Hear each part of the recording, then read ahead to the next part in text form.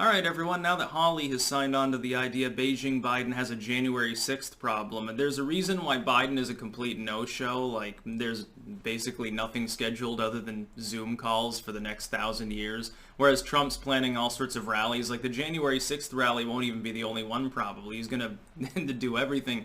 By the way, before we get into the subject of the video any further, I am abused by YouTube because it now hates its independent creators and throttles people in the algorithms. Like a lot of people get unsubscribed randomly, they don't get notifications, priority creators, and this is something YouTube brags about, get priority when it comes to any searchable term in news and politics, so people like me get screwed.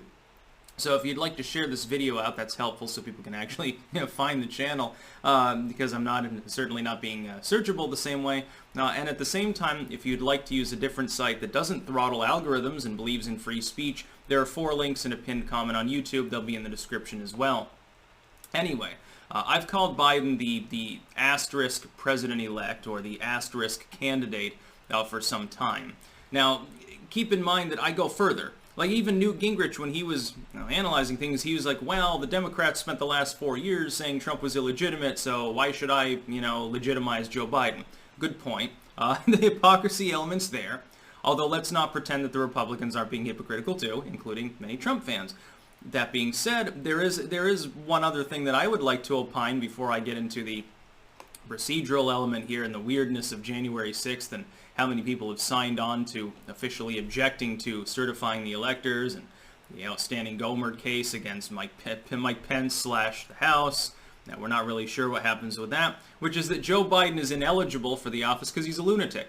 Under the definitions of the 1700s, which you should go by if you're interpreting the Constitution generally speaking, unless you're talking about an amendment from after the founding, the founders would have understood a person to have dementia that was more than very early. Like, occasional forgetfulness doesn't count, but when a person is repeatedly forgetting where they are, what year it is, telling bizarre stories that don't really have relevance, mistaking their wife for their sister or whatever it was, they would have considered that to be to make someone ineligible for office. One of the eligibility requirements is to be of sound mind.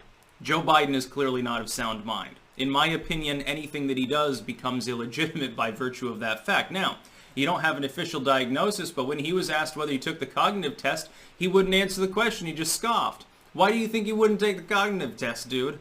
Trump, meanwhile, said, oh yeah, that was a really hard test. Kind of trolling, essentially, and I think he was trolling Biden with that at the time. Biden wouldn't even answer the fucking question. There's a reason for that. There's a reason he doesn't want anyone to show up for the inauguration, because there'd be like 50 people there, and it would break the illusion of the election that Hong Kong was entirely fair and above board, and Joe Biden got 80 million people to vote for him just because people don't like Trump. That's how the media would have to construe it, but now you've got an official asterisk that will be over his head. Joe Biden, incoming, or not, honk honk, the asterisk is going to be given to him by a large proportion of all House Republicans that refuse to recognize his legitimacy. And by the way, when people say, well, Josh Hawley and all these others, we need to put them on trial for sedition, it's their constitutional right. There's no law against it. They can object to the election results, specifically because we're not a direct democracy. The United States is not a direct democratic system. It's a republic. The electors are the ones that elect the president. That's what happens. The state legislatures play an outside role in that. By the way, if Pence had a Republican House, then this particular scheme to object to the election could theoretically work.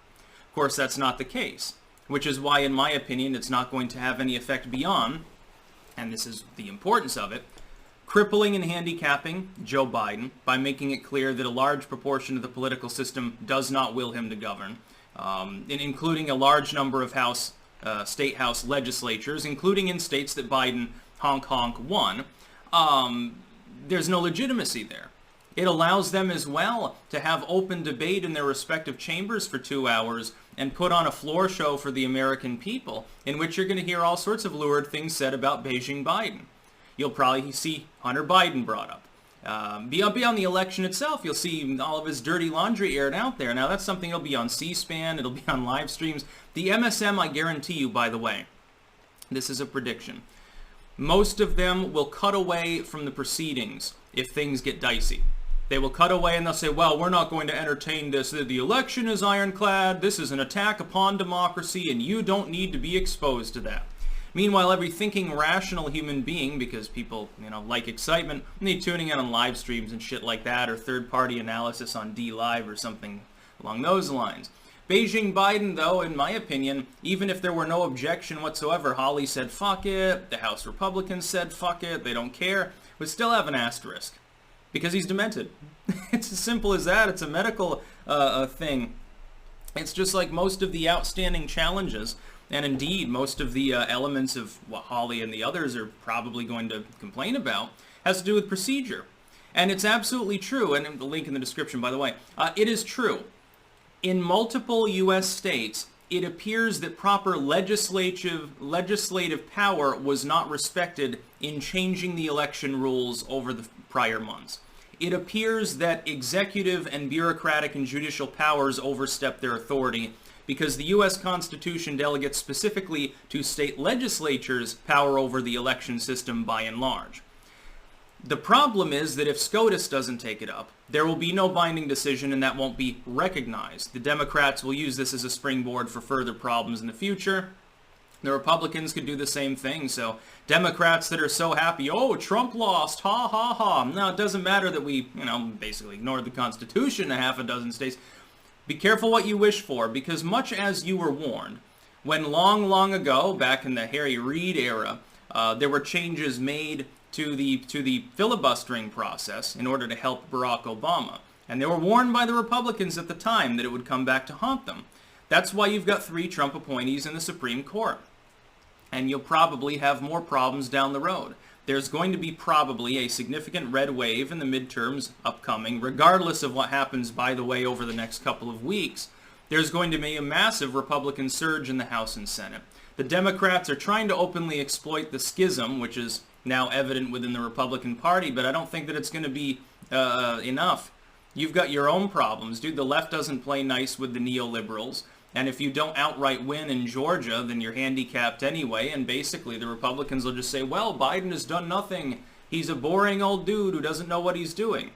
Not that they're wrong. I mean, it'll be the result of their own obstruction. But I expect Biden essentially is going to spend the next few years humiliating himself, regardless of what happens on January 6th. It's going to be hilarious. And Trump's going to be there. There's an estimated 5,000 people just by the main sponsors of the main event for the day. There are a dozen other groups planning to show up in various numbers. It's going to be chaos in D.C. How many people do you think will show up? I think it'll be quite a few. You get a lot of people that are out of work and pissed off right now. Well, they got nothing better to do. They're all showing up in D.C. Trump is openly advertising the whole situation.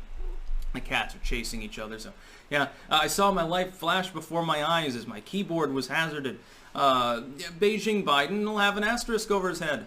Yeah, good for him. He shouldn't be allowed to do anything anyways. I mean, he can't even fucking shit on his own by this point. The dude probably can't even feed himself properly without being a choking hazard. His wife probably spoon feeds him his fucking applesauce that he gums on every night. And that's his life. He's a sad old man. That's about all. Peace out.